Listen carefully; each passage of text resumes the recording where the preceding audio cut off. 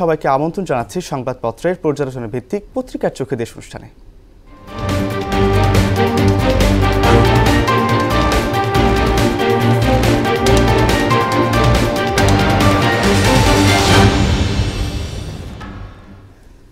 দর্শক, অনুষ্ঠানে আজকের অতিথি মোহনা টেলিভিশনের international desk incharge Ishtiaq Hossain. Ishtiaq, পত্রিকার চোখে দেশ অনুষ্ঠানে আপনাকে স্বাগত।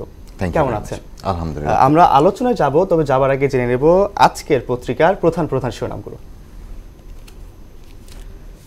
দর্শক, প্রতিদিনের মতো আমি আজকেও চলে যাচ্ছি পত্রিকাতে প্রথমে হাতে রয়েছে প্রথম আলো। সেখানে তারা শিরোনাম করেছে বাংলাদেশ ভারত সহ বিভিন্ন দেশে প্রকল্পে অর্থায়ন বাতিল, আইন শৃঙ্খলা ও সবার সুরক্ষা নিশ্চিতই সর্বোচ্চ অগ্রাধিকার। অটোরিকশা সেবায় নৈরাজ্য জিয়ে রাখতে আন্দোলন, জিম্মি নগরবাসী। পাশাপাশি আমার হাতে রয়েছে দৈনিক ইত্তেফাক, আইন শৃঙ্খলা ও দ্রব্যমূল্য নিয়ন্ত্রণে রাখতে নির্দেশ প্রধান উপদেষ্টার, শিক্ষায় অনেক দুর্নীতি, নজরদারি করুন বলেছেন শিক্ষা উপদেষ্টা।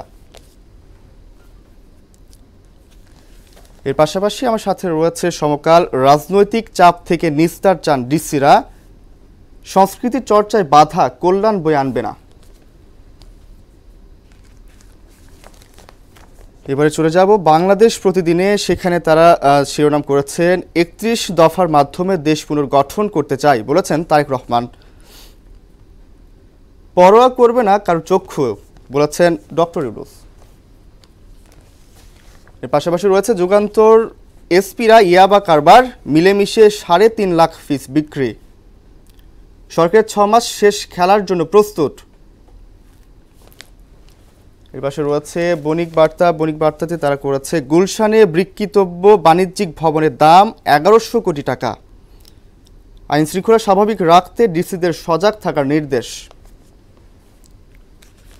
এবারে আমার সাথে রয়েছে the Daily Star, meeting law and order with a firm hand. Ishtiaq, প্রতিদিনের মতো আজকেও তো শুনলেন পত্রিকার যে বিশেষ শিরোনামগুলো। তো আজকে আসলে আমি আপনার সাথে আলোচনা করব আন্তর্জাতিক বিষয় নিয়ে। তো শুরুতেই আমরা চলে যাব আন্তর্জাতিক প্রসঙ্গে। আপনি জানেন যে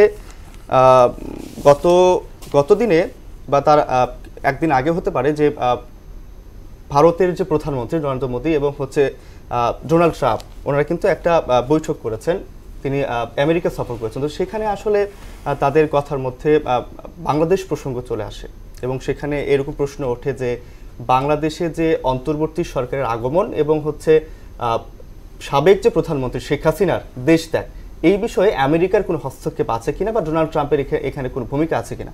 তো সেখানে কিন্তু তিনি রীতিমতো একবারে সরাসরি বলে দিয়েছেন যে এখানে আসলে আমেরিকার কোনো হস্তক্ষেপ নাই। তো এই বিষয়ে আসলে আপনি কি বলতে চাচ্ছেন? ফার্স্ট অফ অল ধন্যবাদ আপনাকে আমাকে এই অনুষ্ঠানে আমন্ত্রণ জানানোর জন্য। যেটা হয়েছে আমরা জানি যে ভারতীয় প্রধানমন্ত্রী নরেন্দ্র মোদী রিসেন্টলি আমেরিকা সফর করছেন এবং সেখানে সফরকালীন সময় আমেরিকার প্রেসিডেন্ট ডোনাল্ড ট্রাম্পের সাথে কিন্তু ওনার বেশ কিছু বিষয়ে আলোচনা হয়েছে এবং Bangladesh is one of the issues. যদিও বাংলাদেশ নিয়ে তেমন একটা কথা হয়নি, বাট একটা কথা উঠেছে যে যখন আমাদের বাংলাদেশে গণ অভ্যুত্থান চলছিল তখন শেখ হাসিনা কিন্তু একটা কথা বলেছিলেন যে সেন্ট মার্টিন না দেওয়ার কারণে যুক্তরাষ্ট্রের ইন্ধনে এই জিনিসটা ঘটেছে। সেই জায়গা থেকে ডোনাল্ড ট্রাম্প তার মতামতটা রেখেছেন। সে বলেছেন যে ডিপ স্টেট, অর্থাৎ আমেরিকার ডিপ স্টেট যেগুলো আছে সেগুলো অ্যাকচুয়ালি এর মধ্যে ইনভলভড ছিল না এবং সে সরাসরি বলে দিয়েছে যে আমেরিকার কোনো ডিপ স্টেট বাংলাদেশের কোনো বিষয়ে ওনার হস্তক্ষেপ ছিল না। আচ্ছা, এখানে কিন্তু আরো একটা বিষয় উঠে আসছে যে অনেকে বলেছিলেন যে সফরের আগে বলেছিলেন যে ভারত সরকার যখন আমেরিকার সরকারের সাথে কথা বলবে বা বৈঠক করবে, এটা বাংলাদেশের জন্য একটা খারাপ দিক বয়ে আনতে পারে। হয়তোবা বাংলাদেশে যে সরকার আছে বা আওয়ামী লীগের জন্য হয়তোবা এটা ভালো একটা দিক হতে পারে। তো এই বিষয়ে কি বলতে চাচ্ছেন? ব্যাপারটা হয়েছে আমরা অনেক কিছু চিন্তা করে থাকি, বাট আমেরিকা তাদের গোল নিয়ে এগোচ্ছে, তাদের কিছু স্টেপ আছে এবং আমরা জানি যে ডোনাল্ড ট্রাম্প কিন্তু বেশ কিছু নির্বাহী আদেশে সই করেছে। And one of them is illegal immigrant, অবৈধ অভিবাসীদের ওদের দেশ থেকে বের করে দেওয়া। বাংলাদেশ ইস্যু নিয়ে কথা হলেও আমরা যেটা ভেবেছিলাম ওই আকারে অ্যাকচুয়ালি কথা হয়নি। উনি বাংলাদেশ প্রসঙ্গটা এই ডিপ স্টেটের মধ্যেই যে আলোচনাটা হলো কিছুক্ষণ আগে, সের মধ্যেই অল্প একটু ছিল। সো পরে যেটা হয়েছে, উনি অ্যাকচুয়ালি ফোকাস করেছে শুল্ক আরোপের বিষয়ে। উনি আমরা রীতিমতোই জানি যে উনি কিন্তু বিভিন্ন দেশের উপর শুল্ক আরোপ করেছে। কানাডা বলি, আমরা মেক্সিকো বলি, অথবা চায়না বলি, 25% অথবা 10% কিন্তু শুল্ক আরোপ উনি করেছে। ইভেন উনি কিন্তু এটাও বলছে যে উনি ইন্ডিয়া, ভারতের উপরও কিন্তু উনি শুল্ক আরোপ করবে, if I am not wrong 25%।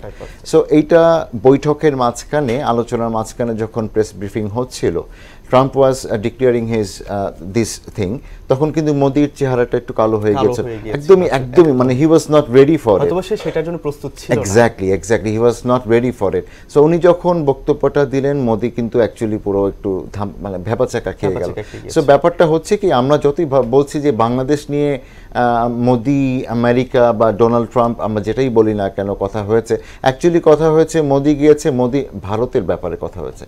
Which আমি আরেকটা জিনিসে ফোকাস করতে চাই, অবৈধ অভিবাসী।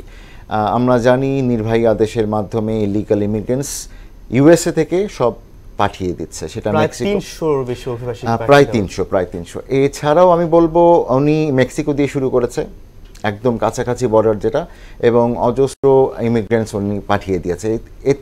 এরই মধ্যে যেটা আমি অ্যাড করতে চাই, ভারতীয় যে অবৈধ ইলিগাল ইমিগ্রেন্টস আছে তাদেরকেও পাঠাচ্ছে, কিন্তু তাদেরকে একটু আমি যেটা বলবো হাত পা বেঁধে শিকলে করে, মানে it's like an insult to the people. এখন ওর কথা হচ্ছে যে তোমরা এইভাবে এসেছো কেন, লিগ্যাল প্রসেসে আসলে, লিগ্যাল প্রসেসে গেলে তো আর সেভাবে দেয়ার ইজ নো প্রবলেম।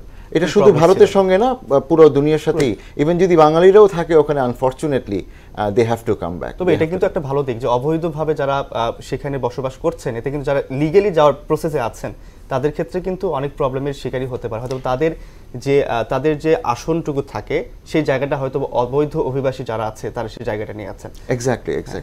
এখন আমি একটু অ্যাড করতে চাই, সেটা হচ্ছে যে আমি যদি নিজের দেশকে ভালোবাসি, আমি অবশ্যই চাইব, আমি যদি সেই ক্ষমতার চেয়ারে বসতে পারি, ইফ সাপোজ, আমি কোনো সময় চাইবো না আমার দেশে ইলিগাল ইমিগ্রেন্টস থাকুক, অবশ্যই। সো এটাকে যত তাড়াতাড়ি তারা বাস্তবায়ন করতে পারবে, I think it's good for them. অবশ্যই। আচ্ছা, আমি আরেকটা টপিকে যেতে চাই, সেটা হচ্ছে আপনি জানেন যে দীর্ঘ প্রায় 15 মাস রক্তক্ষয়ী যুদ্ধের পরে কিন্তু গাজা এবং ইসরায়েলের মধ্যে একটা যুদ্ধবিরতির একটা চুক্তি হয়েছে, কিন্তু তারপরে আমি দেখতে পাচ্ছি যে আমি একটু আগেই দেখলাম যে গতকালকে যুদ্ধবিরতি চুক্তি হওয়ার পরে ড্রোন হামলা হয়েছে এবং সেখানে প্রায় 6 জনের মতো হামাসের যে ইয়েগুলো আছে, যোদ্ধা আছে, তারা হচ্ছে মারা গেছেন।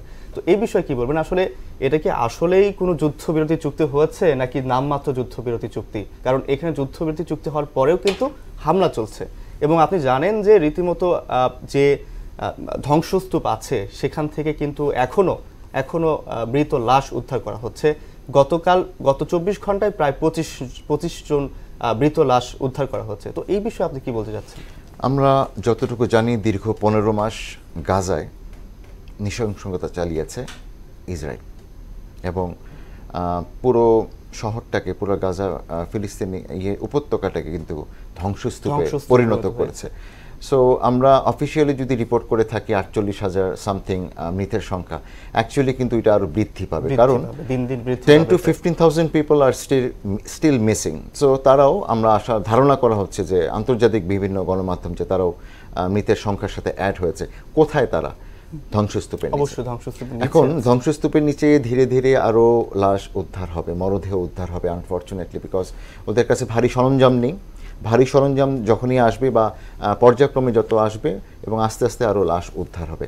আরেকটি ইস্যু আপনি কথা বললেন যে ড্রোন হামলা যুদ্ধবিরতির মধ্যে, হ্যাঁ, একটা যুদ্ধবিরতি চুক্তি হয়েছে, ওই অনুযায়ী জিম্মিদের বিনিময়ে আপনার কারাবন্দীদের ছেড়ে দিয়েছে। বাট আনফরচুনেটলি গতকালকে যেটা ঘটেছে যে ইসরায়েলি বাহিনীর ড্রোন হামলায় 3 জন হামাস যোদ্ধা মারা গেছে। এটা দিস ইজ আনফরচুনেট। তারা ভাবছিল একরকম, তারা ভাবছিল যোদ্ধারা তাদের দিকে এগোচ্ছে, তারা ডিফেন্স করতে যে তারা বলছে যে তারা এই ড্রোন হামলাটা চালিয়েছে। Whereas the other hand, on the other hand, যে বিভিন্ন গণমাধ্যম বলছে যে ওরা যে ত্রাণের ট্রাকগুলো আসছিল, ওই ত্রাণের ট্রাকগুলো দেখভালের দায়িত্বে ছিলেন সেই হামাসের যোদ্ধারা। এটা কি আসলে কোনো মিসআন্ডারস্ট্যান্ডিং, একটা মিসকমিউনিকেশন ছিল, অথবা আমরা জানি বিগত 15 মাসে যে ইসরায়েলি বাহিনী কিন্তু এরকম জোরপূর্বক হামলা চালায়। সো এটা আনফরচুনেট বলবো, এবং এটা অনিচ্ছাকৃত কিনা এটাও অ্যাকচুয়ালি বলা যাচ্ছে না অ্যাকচুয়ালি।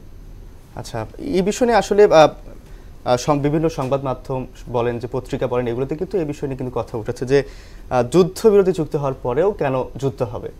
আচ্ছা ইশতিয়াক, আমি আসলে চলে যেতে চাই, আমরা তো অনেকক্ষণ আন্তর্জাতিক প্রসঙ্গে কথা বললাম, আমি একটু আমাদের বাংলাদেশ প্রসঙ্গে কিছু কথা বলি। আপনি জানেন যে আর কিছুদিন পরে খুব সম্ভবত মার্চের 1 তারিখ থেকে পবিত্র যে আমাদের রমজান মাস শুরু হবে। তো সেই রমজানকে কেন্দ্র করে কিন্তু বাজারের সবগুলো পণ্যের দাম কিন্তু একটু চড়া হয়ে যায়।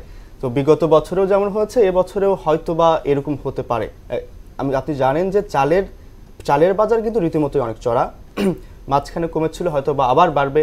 এবং বিভিন্ন যে খাদ্য সামগ্রী আছে, চাল ডাল বলেন বা আপনার ভোজ্য পণ্য বলেন, যেটাই বলেন, এগুলোর দাম কিন্তু রমজান মাসকে কেন্দ্র করে কিন্তু বাড়ে। একটা কি করে বলে, এটাতে আপনার মনে করেন যে ক্রেতা বিক্রেতার মাঝে যে একটা লাভ বা ক্রেতা বিক্রেতার মাঝে যে একটা সম্পর্কটা থাকে, এটা কিন্তু এই রমজান মাসকে কেন্দ্র করে কিন্তু এটার ভিতরে একটু কি করে বলে, এটা সম্পর্ক একটু বিচ্যুতির পথে চলে যায়। কারণ বিগত মাস বা রমজানের আগের মাসে যে দাম থাকে, এটার যে মূল্য নেওয়া হয়, রমজানকে কেন্দ্র করে কিন্তু এর থেকে ডাবল দামও নেওয়া হয়, বেশি লাভের আশায়। তো এই বিষয়ে আপনি কি বলতে চান, যে আসলেই কি এই রমজান মাসে পণ্যের দাম বৃদ্ধি পায়, নাকি এতে কোনো কারসাজি আছে? আপনি অ্যাকচুয়ালি কারেক্ট বলেছেন যে যখন রমজান আসে তখন দেখা যায় যে কিছু কিছু পণ্যের, যেমন ছোলা, মুড়ি, পেঁয়াজ, এগুলোর দাম বৃদ্ধি পায়। রমজানকে কেন্দ্র করে কিন্তু জিনিসগুলো হচ্ছে। কেন হচ্ছে? কিছু অসাধু সিন্ডিকেটের কারণে। আমি শিওর আমাদের যে অন্তর্বর্তীকালীন সরকারের উপদেষ্টারা আছে, তারা এই ব্যাপারটায় একটা ফোকাস রেখেছে, সো দ্যাট রমজান মাসে আমাদের সাধারণ মানুষের আয়ত্তে যেন সব কিছুর দাম থাকে। এর জন্য সিন্ডিকেটগুলোকে নিয়ন্ত্রণ করতে হবে, এবং they have to make sure যে সিন্ডিকেটের মাধ্যমে দামগুলো যেন চড়া না হয়, সো দ্যাট সাধারণ মানুষ যেন রমজানে কিছু কিনে খেতে পারে। এক্স্যাক্টলি। ইশতিয়াক, আসলে আমরা একবার পর্যায়ে চলে এসেছি, আসলে আমাদের হাতে তেমন সময় নেই। আপনাকে আমাদের স্টুডিওতে আসার জন্য আন্তরিকভাবে ধন্যবাদ জানাচ্ছি, এবং আগামী দিনে অবশ্যই আপনার সাথে আবার আমরা বসবো, আলোচনা করব। Thank you.